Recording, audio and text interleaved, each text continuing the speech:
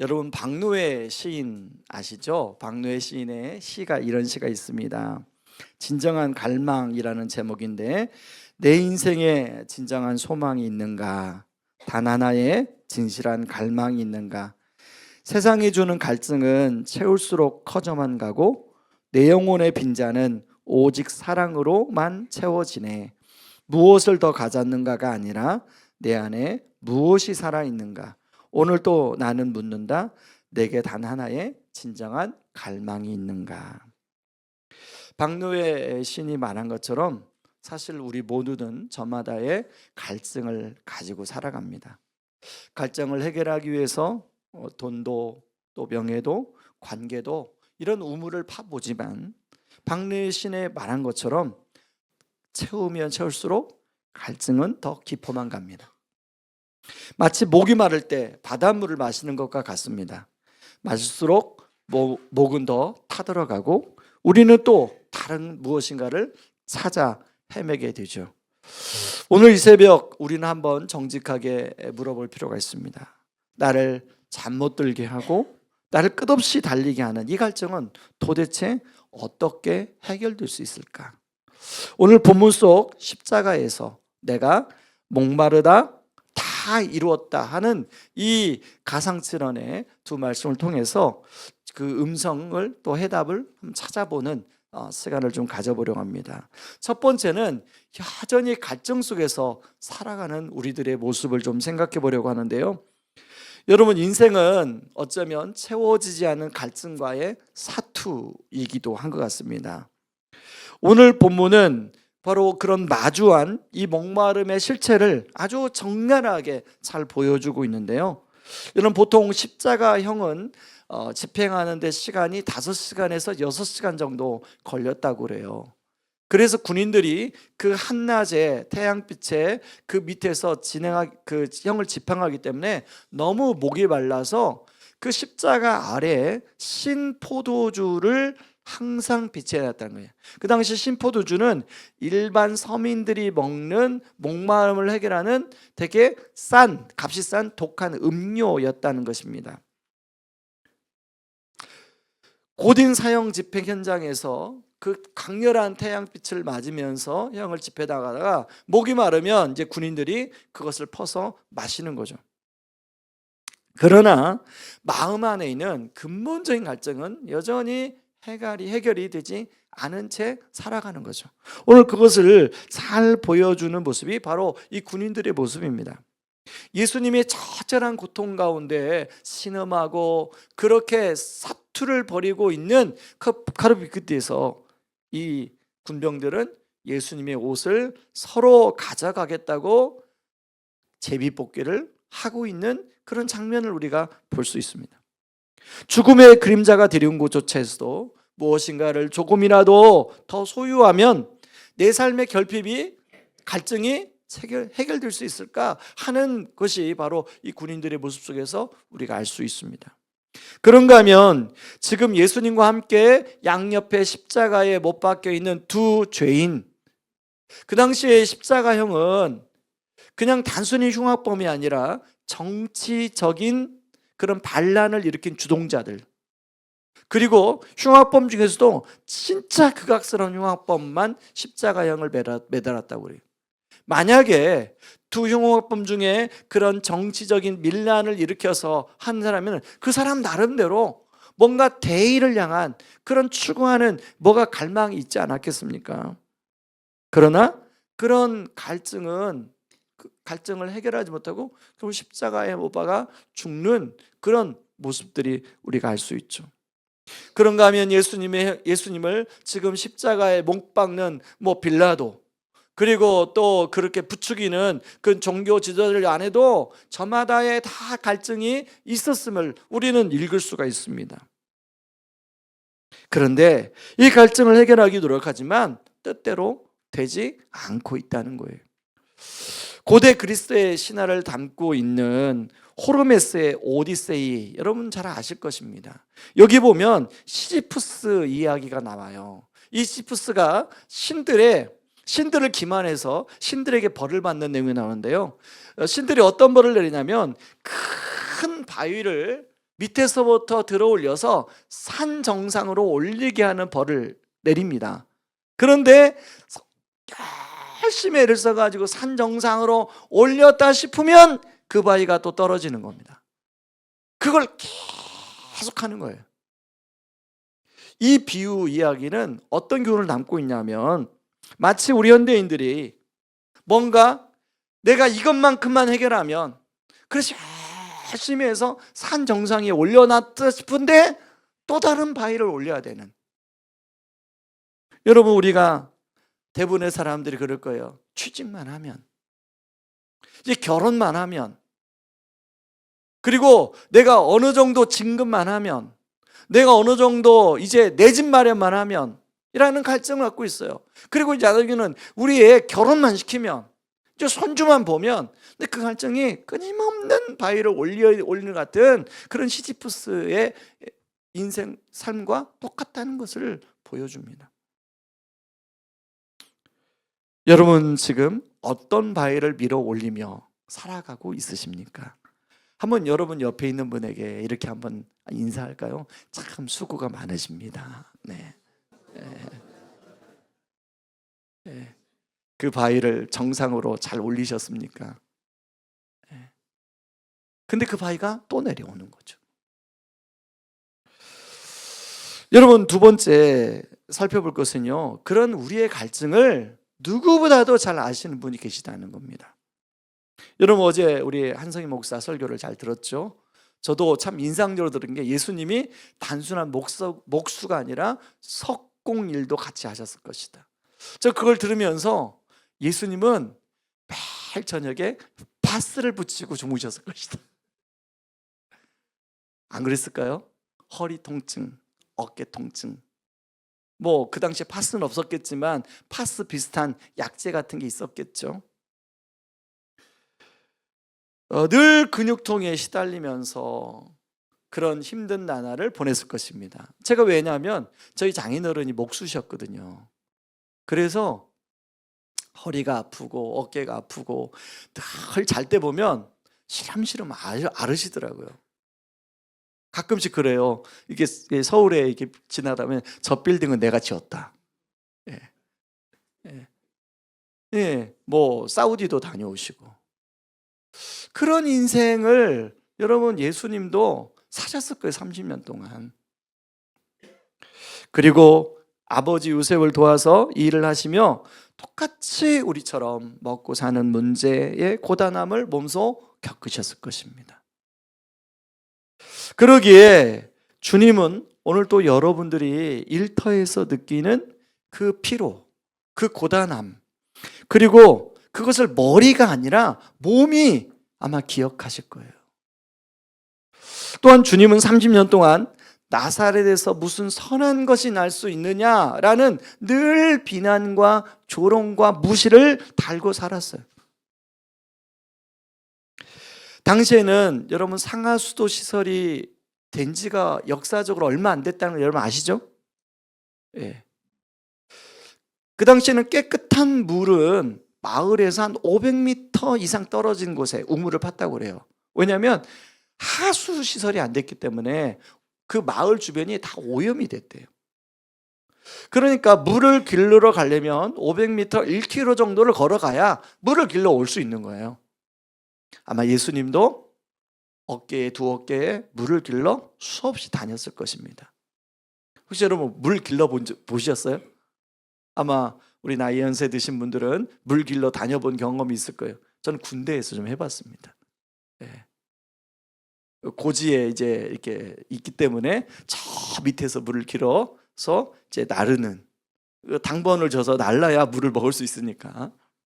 근데 그게 물 기르는 게 얼마나 힘든지 그때 좀 경험해봐서 조금은 알아요.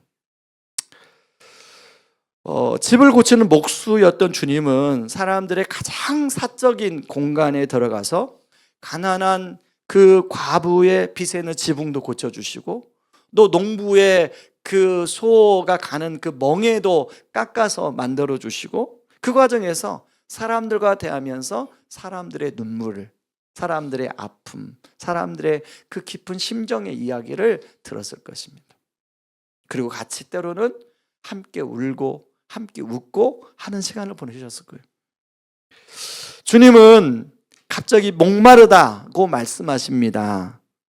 정말 그렇게 목말라서 한 것이 아니라 오늘 성경에 보니까 성경을 응하게 하려고 하셨다 이렇게 나와요.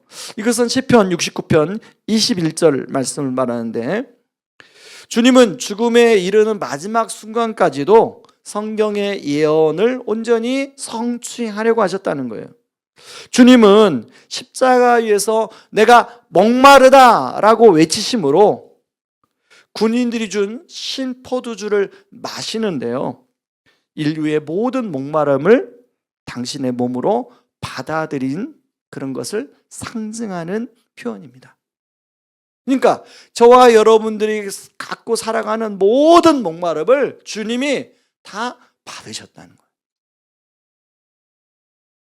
예수님이요, 그런 의미에서 다른 종교의 신들과는 다릅니다.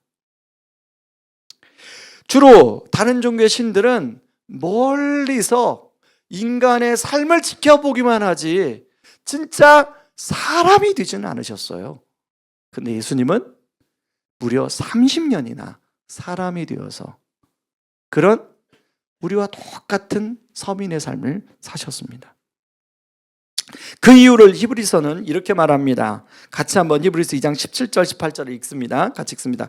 그러므로 그 모든 점에서 형제 자매들과 같아지셔야만 했습니다. 그것은 그가 하나님 앞에서 자비롭고 성실한 대제사장이 되심으로써 백성의 죄를 대신 갚으시기 위한 것입니다. 그는 몸소 시험을 받아서 고난을 당하셨으므로 시험을 받는 사람들을 도우실 수 있습니다.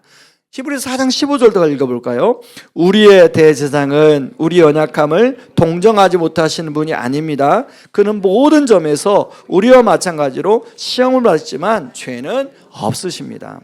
예전에 말씀드린 것처럼 저는 신대원에 이제 30살에 신대원에 갔는데, 30 신대원에 가기 전까지 하나님이 특별한 군대에서 은혜를 주셔서 제대하자마자 군성교를 했습니다.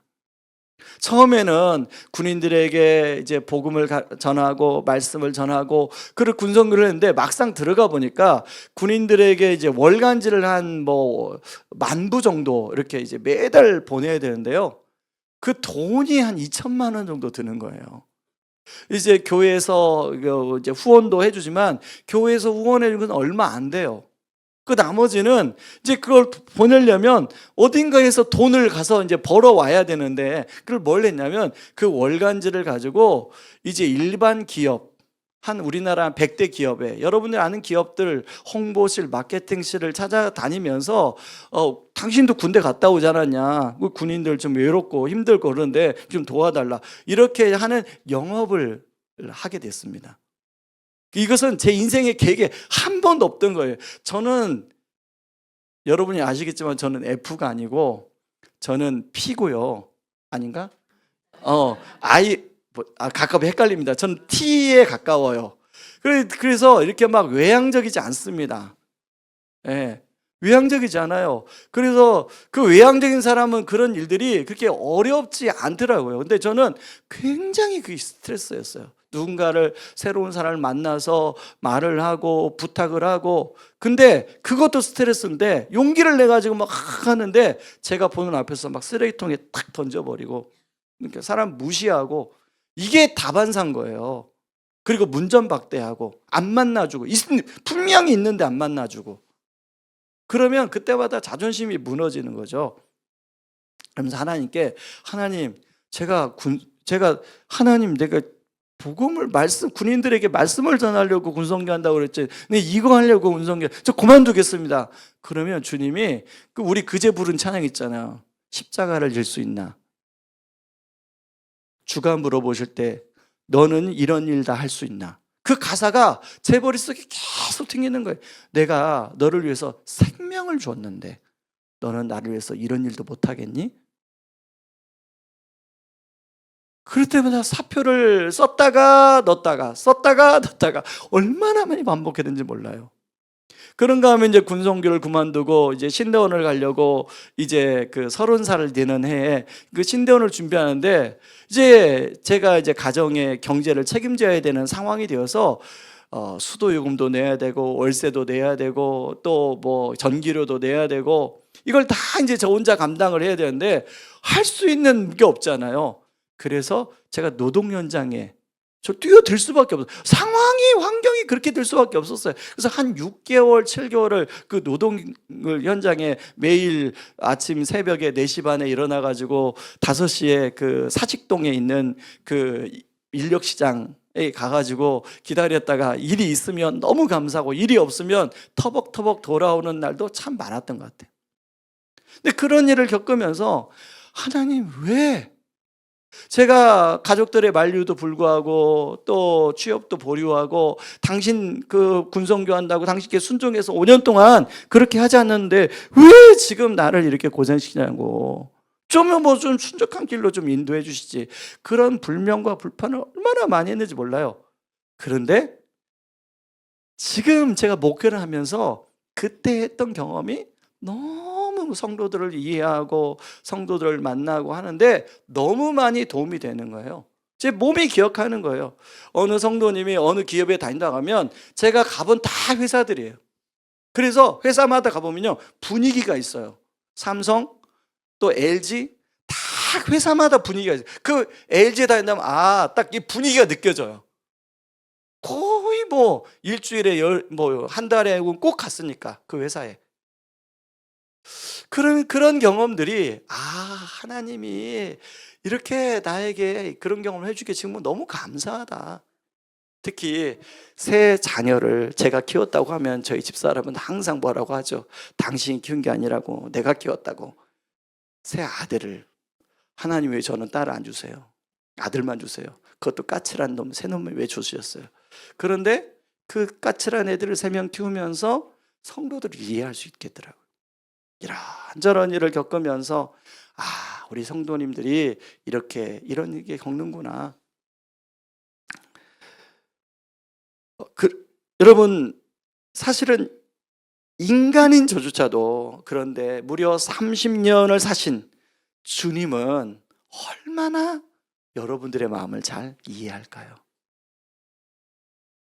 여러분들이 남들 몰래 흘리는 눈물도 그 마음에 그 들었던 여러 가지 생각까지도 주님은 다 아실 겁니다. 그러므로 여러분 우리가 공감받을 때 치유가 일어나잖아요.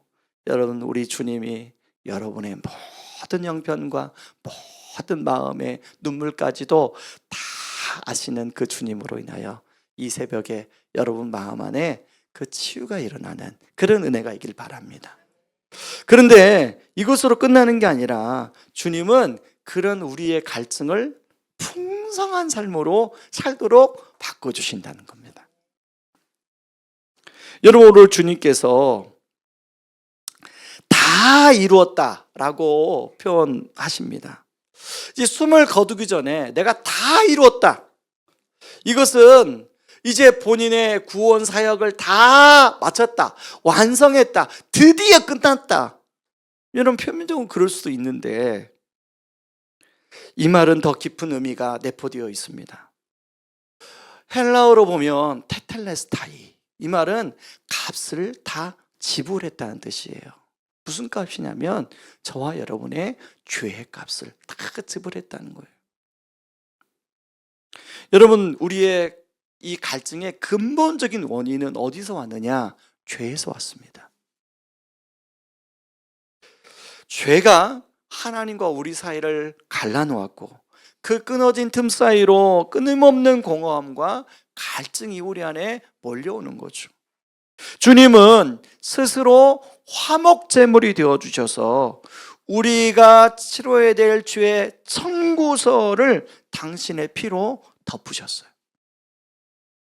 이제 더 이상 우리가 죄값을 치르기 위해서 인생의 무거운 바위를 밀어 올릴 필요가 없습니다. 주님이 이 죄의 문제를 해결하심으로 막혔던 담이 허물어지고 하나님과의 관계가 회복이 되었습니다. 상담학적으로 볼 때 인간의 가장 깊은 갈증은 근원적인 사랑에 대한 갈구입니다. 사랑을 받잖아요. 그 갈증이 채워져요. 누군가로부터 사랑을 받을 때 행복해져요. 누군가로부터 사랑이 채워질 때 기쁨이 솟아나요. 바로 그 하나님이신 예수님이 바로 십자가에서 다 이루었다 선언하심으로 그 사랑이 저와 여러분에게 채워진 겁니다. 그런데요, 단순히 관계가 회복증 정도로 그치는 것이 아니라 예수님은 요한복음 10장 10절에 자기가 온 이유를 분명히 이야기했어요. 내가 온 것은 양으로 생명을 얻게 하고 더 풍성하게 하려 함이라. 내가 온 이유가 그거다. 관계가 회복된 자에게 주어지는 선물은 풍성한 삶입니다. 단순히 우리의 구원만이 아니에요. 생명을 얻는 것만이 아니에요. 여러분, 제가 그림을 잘하는데 여러분 이 그림 잘 아실 거예요. 풍성한 삶. 풍성한 삶이 뭔지. 풍성한 삶은 나와 하나님과의 관계. 이것은 누구나 알죠. 생명을 얻는 거죠. 그런데 거기서 그치지 않고 나와 자신과의 관계. 끊임없이 우리가 주님 닮은 형상으로 빚어지는 거죠. 그리고 더 나아가서 나와 이웃과 공동체의 관계. 이것이 점점 확장되어 가는 거죠. 점점 깊어져 가는 거죠. 그리고 마지막으로 나와 세상과의 관계. 이 세상, 우리가 살아가는 세상을 바위를 올리는 세상으로 볼 거냐? 내가 지금 뭔가 바위를 밀려 오르는데 이 바위가 내 갈증을 채우는 도구만이냐? 아니라는 거죠. 세상 경영이라는 거예요. 깨어진 세상을 어떻게 치유하고 회복하고 새롭게 할 것인가에 대한 사명으로 이 세상을 바라보는 거죠. 우리 주님은 이 풍성한 삶으로 우리를 부르셨다는 거예요. 여러분, 우리 시대에 가장 거대한 지성이라고 불렸던 고 이어령 박사님, 여러분 잘 아실 것입니다. 그는 평생 글을 쓰고 사회하면서 세상이 우러러하고 부러워하는 나름대로의 바위를 정상으로 밀어 올렸던 분이에요. 남들이 갖지 못한 명예와 지혜를 가졌지만 그는 노년에 이런 고백을 했습니다. 지식은 아무리 채워도 내 영혼의 허기를 채워주지 못했습니다. 지성은 우리에게 세상을 보는 눈을 줄 수 있지만 영혼의 타는 목마름을 해결해 줄 능력은 없었습니다. 여러분, 그는 사랑하는 딸의 고통과 죽음 앞에서 자신의 지성이 얼마나 무력한지 한계를 깨달았습니다. 그리고 마침내 십자가 앞에서 무릎을 꿇었어요. 그는 자신의 책에 지성에서 영성으로를 통해서 이렇게 고백합니다. 나는 이제 지식의 성벽을 허물고 주님의 무한한 사랑의 바다로 뛰어듭니다. 여러분, 세상이 주는 심포도주 같은 지식은 마실 때는 시원한 듯 하지만 더 큰 갈증을 부르죠. 하지만 예수님께서 십자가에서 흘리신 피와 물 다 이루었다는 선포는 이어령 박사가 평생 찾아 헤매던 그 답이 거기 있었던 것입니다. 진정한 갈망에 대한 최종적인 답변인 거죠. 창조주 하나님의 답변인 거죠. 저는 정말 간절한 바람이 있다면 저와 우리 성도님들, 우리 자녀들이, 그리고 여기 우성구에 있는 모든 학생들, 모든 교직원들이 풍성한 삶이 뭔지를 알고 그걸 누렸으면 좋겠어요. 누군가가 저에게 네가 살아가는 이유가 뭐냐? 네가 목사로 살아가는 이유가 뭐냐? 그러면 저는 평생 순장으로 사람들에게 풍성한 삶을 살도록 도와주고 싶다고 저는 오래전에 하나님이 저에게 그런 마음을 주셨어요. 인생에 굴곡이 있을 때마다, 인생에 뭔가 변환점이 있을 때마다 하나님께 기도해서 하나님, 제가 이런 인생 살 수 있도록 잘 선택하게 해주십시오. 제가 상황을 따라가거나 환경을 따라가지 않고 이 비전을 따라갈 수 있도록 하여 주십시오. 그리고 여기까지 오게 된 겁니다. 저는 여러분들도 바로 이 풍성한 삶을 여러분들의 삶의 이유로 삼고 여러분만 풍성한 삶을 살아가는 것이 아니라 누군가를 풍성한 삶으로 살도록 도와주는 그런 인생을 살 때 우리의 삶은 더욱 풍성해질 것입니다. 말씀의 결론을 맺겠습니다. 우리는 평생 성공이라는, 인정이라는, 나름대로 또 뭔가 자신만의 어떤 그 꿈을 향하여 그 바위를 정상으로 막 올리며 살아왔습니다. 하지만 그 바위는 어김없이 다시 굴러 떨어지고 채울수록 더 깊어진 갈증 속에서 우리는 지쳐가죠. 오늘 본문은 그 무의미한 반복의 저주를 끊기 위해서 주님이 대신 목마르셨다고 이야기합니다. 주님은 30년의 목수 생활의 고단함을 아시고 십자가 위에서 우리가 겪어야 할 영원한 갈증을 대신 겪으셨습니다. 그리고 선포하셨어요. 다 이루었다.